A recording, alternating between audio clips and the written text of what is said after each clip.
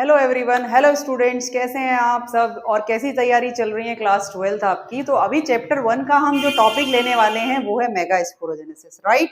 तो मेगास्पोरोजेनेसिस में हम समझने वाले हैं कि मेगास्पोर मदर सेल कैसे मेगास्पोर फॉर्मेशन करती है, ठीक है। तो चलिए समझते हैं मेगास्पोरोजेनेसिस है क्या। बेटा मेगास्पोरोजेनेसिस है मेगास्पोर एंड जेनेसिस मीन्स होता है फॉर्मेशन। तो हम क्या कहेंगे, formation of megaspore from megaspore mother cell, right. तो हम क्या कहेंगे, हम कहेंगे कि मेगास्पोर मदर सेल क्या बनाती है, मेगास्पोर बनाती है। प्लॉइडी में हमारा कोई डाउट नहीं है, मेगास्पोर मदर सेल की प्लॉइडी ट्वेन है और मेगास्पोर की प्लॉइडी क्या होती है ये हम अभी समझेंगे, ठीक है। अब बात आती है कि ये megaspore mother cell female reproductive part में फ्लावर के कहां होती है। चलिए समझते हैं ये सेल कहां होती है। देखिए हमने क्या पढ़ा है, हम गायनीशियम के स्ट्रक्चर से स्टार्ट करते हैं। कहां से स्टार्ट करते हैं, गायनीशियम के स्ट्रक्चर से स्टार्ट करते हैं। आपको पता है कि गायनीशियम के स्ट्रक्चर में स्टिग्मा, स्टाइल और ओवरी 3 पार्ट होते हैं। ये स्टिग्मा है, ये स्टाइल है और ये पार्ट क्या है, ओवरी। अब स्टिग्मा और स्टाइल से तो हमें कोई मतलब है नहीं।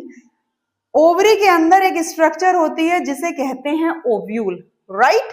अगर हम इस ओव्यूल की स्ट्रक्चर बनाएं तो इस ओव्यूल की स्ट्रक्चर कुछ ऐसी बनेगी।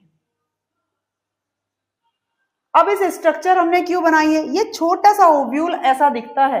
इस ओव्यूल के पास यहीं पर इस ओव्यूल में बीच में ये स्ट्रक्चर है एम्ब्रियो सेक। ये फाइनली क्या बनेगा, एम्ब्रियो सेक। इस एरिया में मेगास्पोर मदर सेल होती हैं जो डिफरेंशिएट करके फाइनली एम्ब्रियो सेक बनाती हैं, ठीक है। हमें सिर्फ फ्लावर से लेके चलना है, बहुत ज्यादा कंफ्यूजन होता है। भाई मेगास्पोर मदर सेल कहां होगी, मेगास्पोर मदर सेल ओवरी के कहीं अंदर ही होगी ना, वहीं सबसे अंदर वो क्या बनाएगी, एम्ब्रियो सेक बनाएगी। ये तो हुई बात कि मेगास्पोर मदर सेल होती कहां है।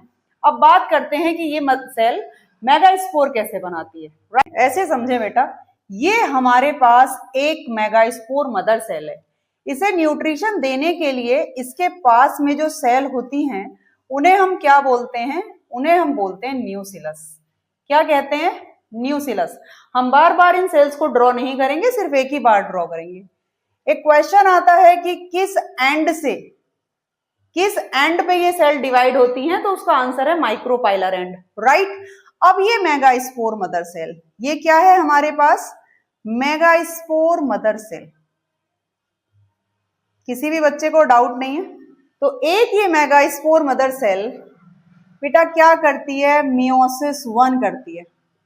आपको पता है सेल ने जब तक मियोसिस नहीं करी जब तक प्लॉइडी कैसी है, 2n।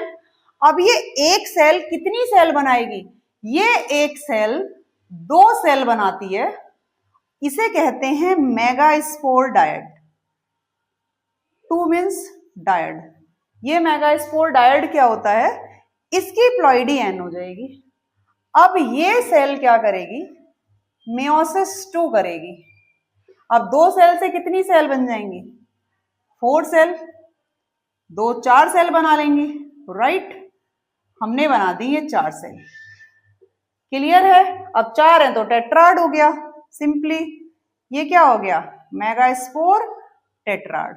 इन सेल की प्लॉइडी भी कैसी है, n, क्योंकि आपको पता है कि मियोसिस 1 कैसा होता है, रिडक्शनल डिवीजन होता है, ये इक्वेशनल डिवीजन होता है। अगर एक बार रिडक्शन हुआ तो अब सेल कंटिन्यू करेगी उस प्लॉइडी को, क्लियर। प्लॉइडी में कोई डाउट नहीं होना चाहिए। अब यहाँ क्या होता है, हमने जो माइक्रोस्पोरोजेनेसिस पढ़ी थी वहां तो सिंपली पढ़ लिया था कि एक माइक्रोस्पोर मदर सेल 4 माइक्रोस्पोर बना लेती है ना, माइक्रोस्पोर टेट्राड बना लेती है। वही डेवलप होके क्या बन जाते हैं, पॉलन बन जाते हैं। अब यहाँ देखिए, यहाँ एक कहानी अलग है और ये कहानी सिर्फ यही है, बाकी कहीं नहीं होती। ये मेगास्पोर टेट्राड क्या करेंगे, 3 डीजनरेट हो जाएंगे। क्या होगा, 3 डीजनरेट हो जाएंगे।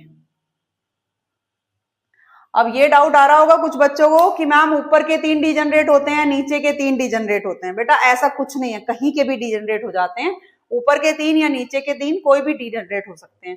कितने मेगास्पोर बचे, एक मेगास्पोर बचा, ले लिया हमने 1 मेगा स्पोर। ये हमारे पास क्या बन गया, 1 मेगा स्पोर। अब क्या होगा, इस मेगा स्पोर को बनाना है फाइनली एम्ब्रियो सेक। देखो क्या होता है, ये 1 मेगा स्पोर माइटोसिस करेगा। क्या करेगा, माइटोसिस। तो एक सेल कितनी सेल बनाएगी, 2। लेकिन यहां देखो मैंने क्या ड्रॉ किया है, एक ही सेल, बट न्यूक्लियस मैंने 2 ड्रॉ कर दिए। तो एक सेल से 2 सेल बननी चाहिए थी ना। तो यहां हम क्या कहेंगे, without karyokinesis, sorry without cytokinesis. मतलब साइटोकाइनेसिस मतलब division of cell. Cell divide नहीं होगी बट न्यूक्लियस डिवाइड हो जाएगा, जिसे कहते हैं कैरियोकाइनेसिस। न्यूक्लियस के डिवीजन को कहते हैं बेटा कैरियोकाइनेसिस और सेल के डिवीजन को कहते हैं साइटोकाइनेसिस। हम सेल डिवीजन में डिटेल्ड पढ़ेंगे। अब हमने क्या किया, इस सेल ने एक बार और की माइटोसिस।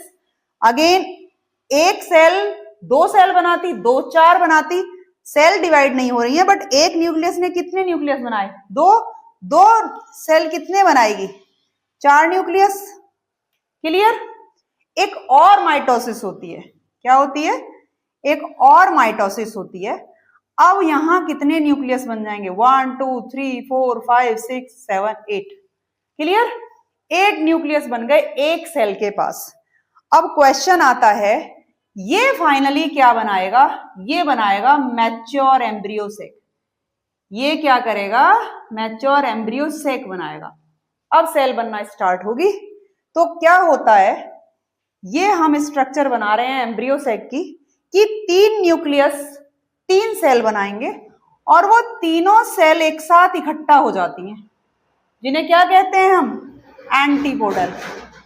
क्या कहते हैं, एंटीपोडल, राइट। अब जो 3 न्यूक्लियस हैं, इनमें से एक न्यूक्लियस ने सेल बनाई और क्या बना लिया, एग बना लिया। क्लियर। जो दूसरी 2 सेल है उन्होंने पास में बना लिया सिनर्जिड। क्या बना लिया, इन दोनों सेल ने सिनर्जिड बना लिया। क्लियर। अब बचे 2 न्यूक्लियस। ये 2 न्यूक्लियस क्या करते हैं, 2 सेल ना बना के एक ही सेल बनाते हैं, एक ही सेल बनाते हैं, बट न्यूक्लियस 2 है। इसे हम क्या कहते हैं, इसे हम कहते हैं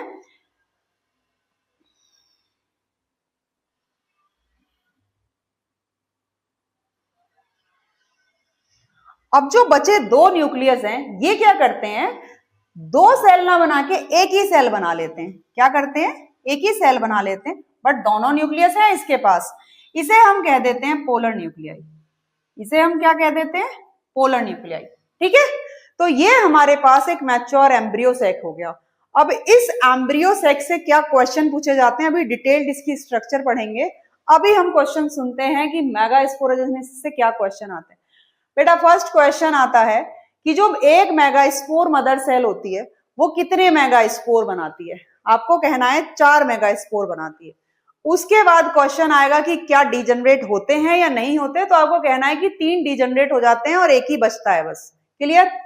कितने डिवीजन हुए, मियोसिस 1 एंड मियोसिस 2, एक ही मियोसिस डिवीजन हुआ है।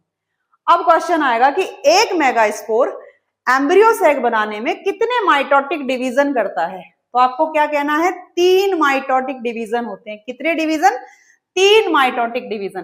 तो अगर हम कहें कि पूरी की पूरी मेगा स्पोरोजेनेसिस में एक megaspore mother cell embryo sac बनाने में कितने डिवीजन करती है, अगर क्वेश्चन है कि एक megaspore mother cell megaspore tetrad बनाने में कितने डिवीजन करती है, तो आप करेंगे 1 मियोसिस।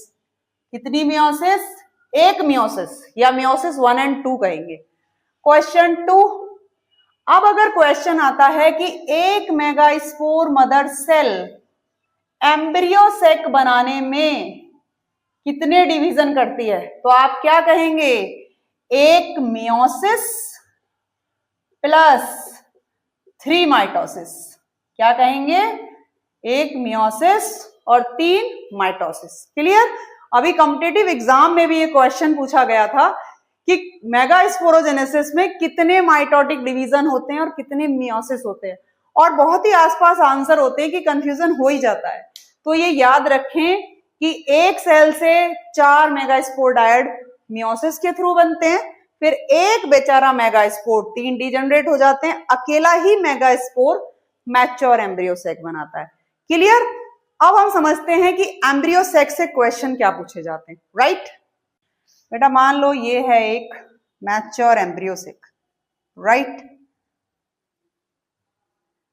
अब आपको याद क्या रखना है कि एक मेगास्पोर मदर सेल, क्या क्वेश्चन पूछेगा एग्जामिनर, एक मेगास्पोर मदर सेल कितने मेगास्पोर बनाएगा? आपको कहना है 4 मेगास्पोर बनाएगा, बट 3 डिजेनरेट हो जाते हैं। क्या कहना है आपको कि 3 डिजेनरेट हो जाते हैं, बस एक ही फंक्शनल मेगास्पोर बनता है।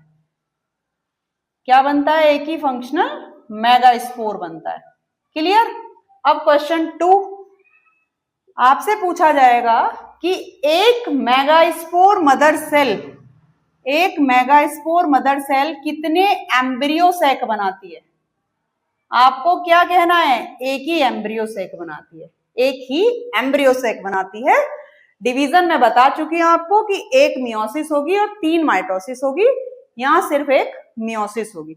राइट, चलो बेटा अब देखते हैं एम्ब्रियो सैक की स्ट्रक्चर। हमारे पास कितने थे टोटल? 8 न्यूक्लियस थे हमारे पास। 3 न्यूक्लियस ने तो 3 सेल बना ली थी, इन्हें हमने क्या कहा? एंटीपोडल कहा। ठीक बात। अब बचे 2 न्यूक्लियस। 2 ने क्या किया कि साथ साथ रहना है हमें, तो हम अलग नहीं होंगे, हम साथ साथ रहेंगे और एक ही सेल में रहेंगे। इन्होंने क्या किया? एक सेल बना ली जिसे हमने कह दिया पोलर न्यूक्लियाई। सही बात हो गई। अब मैंने ये कहा था कि अगर मियोसिस हो गई तो जो प्लॉइडी है वो एन रहेगी, तो एंटीपोडल की प्लॉइडी क्या हो गई? एन। अब पोलर न्यूक्लियाई की प्लॉइडी क्या है? N, but N plus N है। 2n नहीं कहा मैंने, एन प्लस एन, क्योंकि 2 न्यूक्लियस आ गए। अब बची 3 सेल, 3 न्यूक्लियस बचे।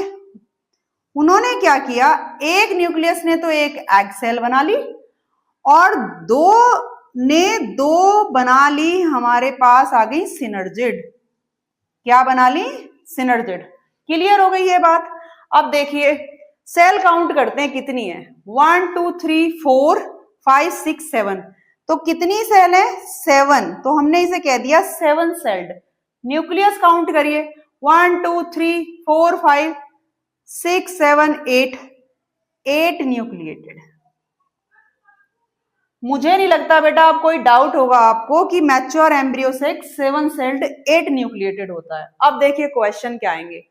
क्वेश्चन आते हैं कि मैच्योर एम्ब्रियो सैक में एंटीपोडल किस एंड पे बनती हैं? हमने कहा था कि माइक्रोस्पोर मदर सेल वो वाली डिवाइड करेगी जो माइक्रोपाइलर एंड पे होगी, तो ये जरूरी नहीं है कि एंटीपोडल भी माइक्रोपाइलर एंड पे ही जाके सेट होंगी, है ना।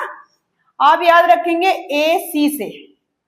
AC, बहुत गर्मी हो रही है ना अभी, आप क्या यूज करते हैं? ठंड लेने के लिए आप क्या यूज करते हैं? AC।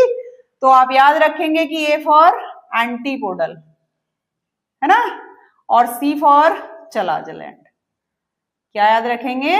चलाजलैंड।